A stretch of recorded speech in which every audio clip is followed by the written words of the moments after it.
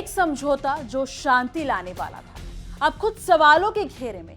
एक cease fire जिसे दुनिया ने राहत की सांस के साथ अपनाया, अब 24 घंटे में ही बिखरता नजर आ रहा है। बयान तेज हो रहे हैं, हमले और खतरनाक होते जा रहे हैं और चेतावनियां खुलकर दी जा रही हैं। क्या ये सिर्फ कूटनीतिक टकराव है या फिर एक बड़े युद्ध की शुरुआत?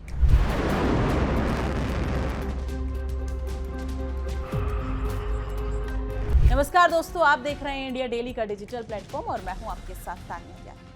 सिर्फ 24 घंटे, जी हां, सिर्फ 24 घंटे में ही वो उम्मीद बिखरती नजर आ रही है जिसे पूरी दुनिया ने राहत की सांस के साथ अपनाया।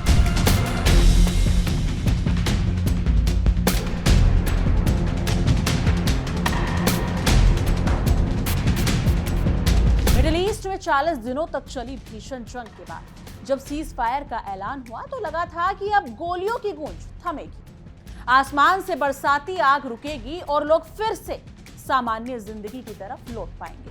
लेकिन हालात ने इतनी तेजी से करवट ली कि अब वही सीज फायर एक कमजोर धागे की तरफ नजर आ रहा है, एक ऐसा धागा जो किसी भी पल टूट सकता है। और सबसे खतरनाक बात यह है कि इस पूरे घटनाक्रम में शामिल 3 बड़े देश, अमेरिका, इजराइल और ईरान, तीनों के रुख एक दूसरे से बिल्कुल अलग दिखाई दे रहे हैं। उनकी रणनीति अलग है, उनके बयान अलग हैं और उनके इरादे भी अलग हैं, दिशा में जाते नजर आ रहे हैं। और यही वजह है कि शांति की कोई ठोस जमीन बनती नजर नहीं आ रही। और सवाल अब सिर्फ इतना ही नहीं है कि सीज फायर बचेगा या नहीं, बल्कि यह है कि क्या दुनिया एक और बड़े युद्ध की ओर बढ़ रही है। करीब 40 दिनों तक चले ये संघर्ष सिर्फ एक युद्ध नहीं था, बल्कि तबाही का ऐसा सिलसिला था जिसने मिडिल ईस्ट को पूरी तरह हिलाकर रख दिया। हर दिन नई मिसाइलें, नए रात, नए हमले, हर सुबह मौत के नए आंकड़े। इस बीच जब अमेरिका और ईरान के बीच सीज फायर की खबर आई तो लगा था कि अब हालात सुधरेंगे। लोगों ने राहत की सांस ली, बाजारों में उम्मीद जगी और अंतर्राष्ट्रीय समुदाय ने इसे एक बड़ी कूटनीतिक सफलता के रूप में देखा। लेकिन ये उम्मीद ज्यादा देर टिक नहीं पाई, क्योंकि जैसे ही समझौते की स्याही सूखी वैसे ही जमीन पर हकीकत कुछ और ही कहानी बयां करने लगी। बयानबाजी तेज हो गई, आरोप प्रत्यारोप शुरू हो गए और धीरे धीरे ये साफ होने लगा कि ये शांति स्थायी नहीं, बल्कि एक अस्थायी विराम है जो कभी भी खत्म हो सकता है। देखिए हमारी एक खास रिपोर्ट हमारी सहयोगी नैना यादव के साथ।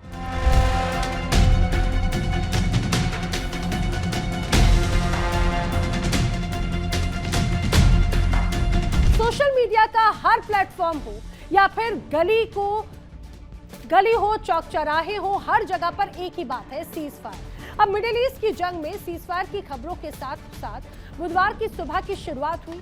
सीज फायर का शब्द सुनने के साथ लोगों को यह लगने लगा कि शायद 40 दिनों के बाद में शांति की राह दिख रही है। लेकिन जरा सोचिए कि डेडलाइन खत्म होने से कुछ समय पहले ही सीज फायर का ऐलान कर दिया गया। पहले दोनों देशों में तो बड़ी गर्मा गर्मी थी, दोनों तरफ से मिसाइलें तनी हुई थी, मैदान जंग में दोनों आर पार का सपना देख रहे थे। ब्रिटेन में अमेरिकी जवानों के साथ में फाइटर जेट्स उड़ान भर रहे थे। डूम्सडे प्लेन जो कि न्यूक्लियर का रेडिएशन पकड़ते हैं और विमान की जानकारी रखते हैं, वो अमेरिका में चक्कर काटते दिखे। लेकिन अचानक ऐसा क्या हो गया कि दोनों देश अचानक से सीज फायर का ऐलान कर बैठे। आज आपको हम सीज फायर का हर वो पहलू बताएंगे जो इस पूरी कहानी घटनाक्रम को दर्शाती। सीज फायर के 12 घंटे पहले क्या हुआ, सबसे पहले वो समझ लेते हैं। दरअसल डोनाल्ड ट्रंप ने ऐलान किया कि ईरान को हम बर्बाद करके रख देंगे, मिट्टी में मिलाकर रख देंगे। यूएस ने कुवैत समेत कई देशों में हमले कर दिए। ईरान ने, इजराइल ने कई ठिकानों पर हमले कर दिए। ईरान के अंदर रेल नेटवर्क को तबाह कर दिया, एयरपोर्ट को निशाना बनाया गया, कई इमारतों को ध्वस्त कर दिया गया, यूनिवर्सिटीज को निशाना बनाया गया। यानी चाहे बात आर्मी के सैन्य ठिकानों की हो या फिर बेसिक नेसेसिटीज की हो, इंफ्रास्ट्रक्चर की हो, सब तहस नहस करके दबाव बनाने की कोशिश की गई। इजराइल ने एक पुल पर भी हमला किया था। उसके बाद ईरान ने कहा कि हम तो कुर्बानी के लिए तैयार हैं, लेकिन खुद कैसे संभलोगे। हमले जैसे शुरू होते हैं मानव चेन बनाकर लोग खड़े हो गए। जिस रूप में अमेरिका ने धमकी दी थी कि यहां पर अब ब्रिजेस को निशाना बनाया जाएगा, अमेरिका ने धमकी दी थी पावर प्लांट्स को निशाना बनाया जाएगा, तो लोग उन्हें चुनौती देते हुए बाकायदा ब्रिज के ऊपर खड़े हुए नजर आए। मानव श्रृंखला बनाकर सैकड़ों की संख्या में उन्होंने कहा कि ब्रिज ध्वस्त कर सकते हो, ये तमाम पावर प्लांट्स ध्वस्त कर सकते हो, लेकिन हमारे हौसले ध्वस्त नहीं कर सकते। बड़ा जवाब दिया गया था अमेरिका को, क्योंकि ये वही अमेरिका था जो कि ईरान में रिजीम चेंज का दावा करता रहा। वो कहता रहा भाई कि यहाँ की जनता जो है वो ईरान की सरकार से बहुत नाराज है। तो वही जनता ईरान के साथ में खड़ी हुई अमेरिका और इजराइल को जवाब दे रही थी। वो कह रही हमें तो हथियारों की भी जरूरत नहीं, हमारा सबसे बड़ा हथियार है हमारा मनोबल, हमारा भरोसा जो हमारे देश के साथ में है। और वहीं पर ही पूरी तरह से चकनाचूर जो कॉन्फिडेंस डोनाल्ड ट्रंप का था वो हो गया। डोनाल्ड ट्रंप की जब डेडलाइन खत्म हो रही थी तो फिर से एक बार सीज फायर के लिए कई देश एक साथ आ गए। आतंकियों को पनाह देने वाला देश पाकिस्तान भी उसमें शामिल है। पाकिस्तान अपनी क्रेडिट बनाए रखने के लिए इस मध्यस्थता में कूद पड़ा, अव्वल स्थान पर दिखाने की कोशिश करा था, लेकिन सच्चाई तो कुछ और ही है। जरा सोचिए, जो देश कुछ घंटे पहले ये कह रहा हो कि वो तो ईरान को पाषाण युग में भेज देगा, लेकिन अगले कुछ ही घंटों के बाद, कुछ मिनटों के बाद अमेरिका बातचीत और सीजफायर के टेबल पर आने को तैयार हो गया। अब सवाल ये खड़ा होने लगा कि इसमें पाकिस्तान की आखिर भूमिका क्या थी। दरअसल पाकिस्तान ने युद्ध विराम में सिर्फ अमेरिका के संदेश को ईरान तक पहुंचाया, बिल्कुल एक डाकिये की तरह, पोस्टमैन की तरह, जो वो हमेशा करता है। ईरान से जो उसे जवाब मिला उसे ट्रंप प्रशासन तक उसने पहुंचाने का काम किया। अब जानकारों का कहना है कि ट्रंप ने अपने हितों को साधने के लिए पाकिस्तान को चुना था, क्योंकि अमेरिका के लिए पाकिस्तान इस काम के लिए सबसे मुफीद था।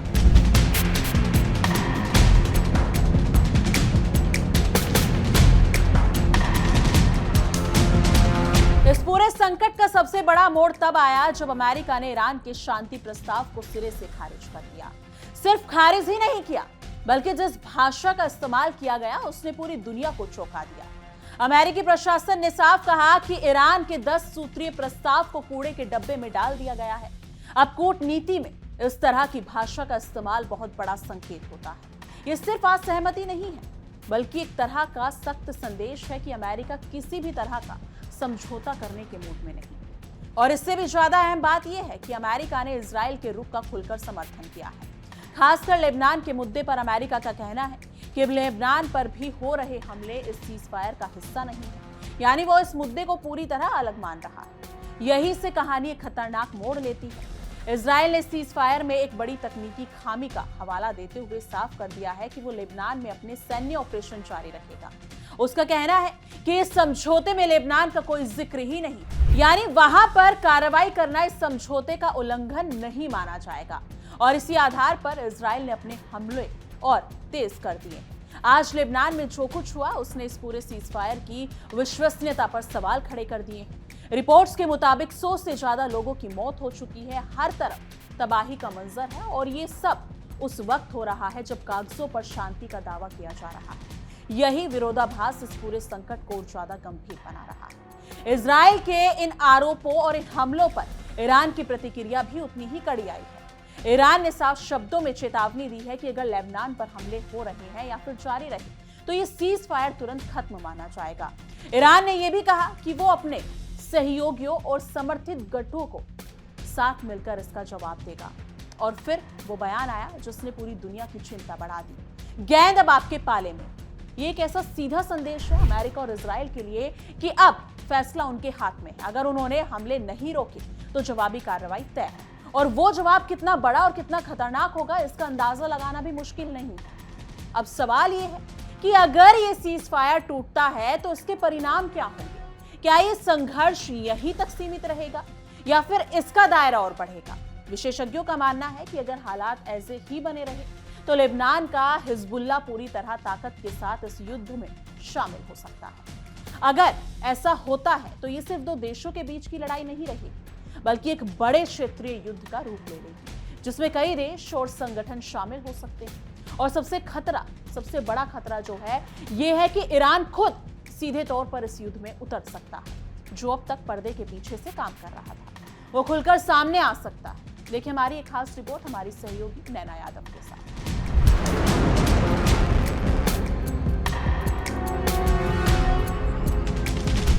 यूएस ईरान में युद्ध विराम आखिर हुआ कैसे, वो भी आपको समझना चाहिए। आइए उसकी भी कहानी मैं आपको बता देती हूँ। दरअसल ईरान ने 10 सूत्री प्रस्ताव को पाकिस्तान को भेजा और ये कहा कि अगर इन पर बातचीत होगी तभी सीजफायर के लिए हम तैयार होंगे, लेकिन अगर ये नहीं हुआ तो बातचीत नहीं होगी, हम लड़ने के लिए तैयार हैं।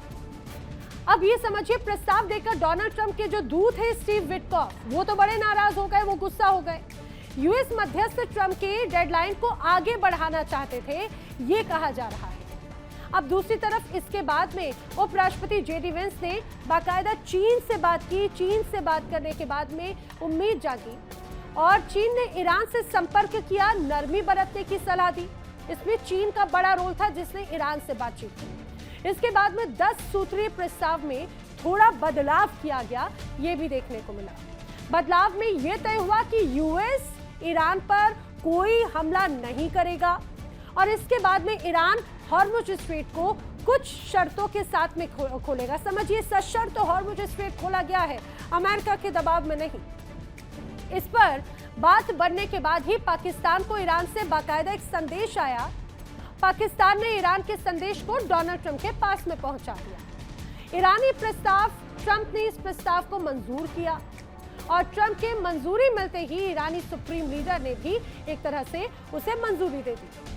तो ये एक तरह से पूरी कहानी यूएस ईरान में युद्ध विराम आखिर किस रूप में हुआ, इसमें 2 देशों ने बड़ा रोल निभाया। एक तो था चीन और दूसरा था पाकिस्तान। पाकिस्तान ने क्या किया, जो अमेरिका ने कहा वो ईरान के कान में जाके कहा, जो ईरान ने कहा वो अमेरिका के कान में जाके कहा। और चीन ने ईरान को दरअसल मनाया है सीज फायर के लिए। अब डोनाल्ड ट्रंप की मंजूरी मिलते ही ईरान के सुप्रीम लीडर से संपर्क साधा गया। एक्सियोस के अनुसार सुप्रीम लीडर ने जैसे ही इसकी मंजूरी दी, ईरान ने झट से पाकिस्तान को संदेश भेजा और फिर झट से उसी रूप में पाकिस्तान ने डोनाल्ड ट्रंप को इसका संदेश दिया और डोनाल्ड ट्रंप ने भी देर नहीं लगाई। डोनाल्ड ट्रंप तो चाह ही रहे थे, ऐसा लग रहा था कि उनकी बरसों की ख्वाहिश पूरी हो गई। ऊपर वाले ने उनकी दुआ सुन ली और जल्दी से उन्होंने घोषणा कर दी सीज फायर की, क्योंकि डोनाल्ड ट्रंप चाह रहे थे कि जल्दी से सीज फायर हो और वो जिस तरह से उलझे हुए, कहीं से कुछ समय के लिए तो फेस सेविंग का रास्ता मिले। यानी पूरी प्रक्रिया में पाकिस्तान की भूमिका सिर्फ अमेरिका के संदेश लाने और ईरान को भेजने तक सीमित रही। पाकिस्तान ने ना तो प्रस्ताव तैयार करने में किसी तरह की भूमिका निभाई, ना ही उसे बदलवाने में। अब रक्षा जानकार के अनुसार अमेरिका एक धड़ा किसी भी सूरत में नहीं चाहता था कि युद्ध और आगे बढ़े। ट्रंप के पास पीछे हटने का कोई कारण ही नहीं था। अब ऐसे में पाकिस्तान को नए, ये कारण नहीं बल्कि मुझे लग रहा है रास्ता नहीं था।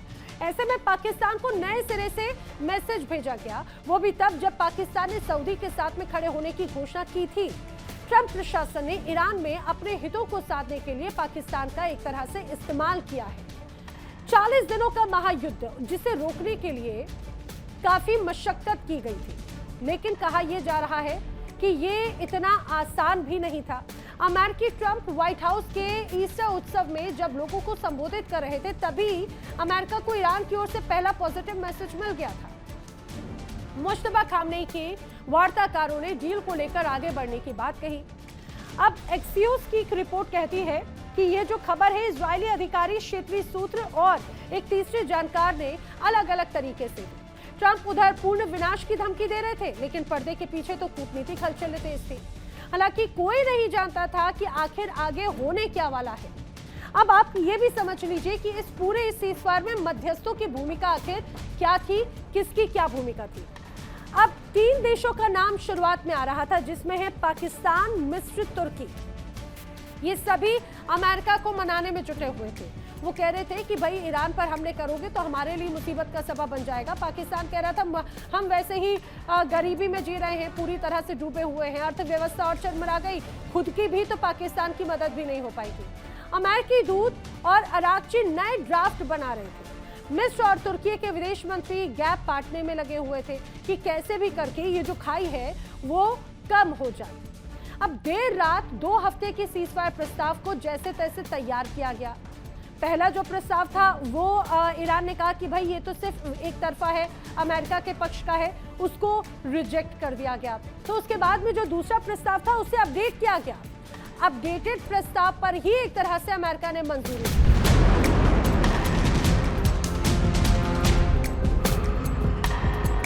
इस पूरे संकट का असर सिर्फ मिडिल ईस्ट तक सीमित नहीं रहेगा, बल्कि इसका प्रभाव पूरी दुनिया पर पड़ेगा, खासकर ऊर्जा बाजार पर।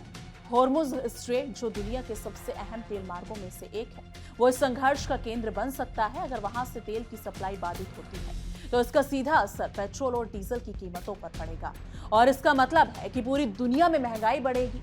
भारत जैसे देशों पर इसका असर और भी ज्यादा होगा, जहां पहले से ही महंगाई एक बड़ा मुद्दा है। ऐसे में संकट आम आदमी की जेब पर भारी पड़ सकता है। भारत के लिए स्थिति इसलिए भी महत्वपूर्ण है क्योंकि उसकी ऊर्जा जरूरतों का बड़ा हिस्सा मिडिल ईस्ट से किया जाता है। अगर वहां अस्थिरता बढ़ती है तो भारत को वैकल्पिक व्यवस्था करनी पड़ेगी, जो आसान नहीं होगा। इसके अलावा मिडिल ईस्ट में लाखों भारतीय काम करते हैं, उनकी सुरक्षा भी एक बड़ा मुद्दा बन सकता है। अगर हालात बिगड़ते हैं तो सरकार को बड़े स्तर पर रेस्क्यू ऑपरेशन चलाने पड़ सकते हैं, जैसा पहले भी कई बार देखा गया है। यानी ये संकट सिर्फ अंतर्राष्ट्रीय राजनीति तक सीमित नहीं है, बल्कि इसका असर, सीधा असर भारत के लोगों पर भी पड़ सकता है।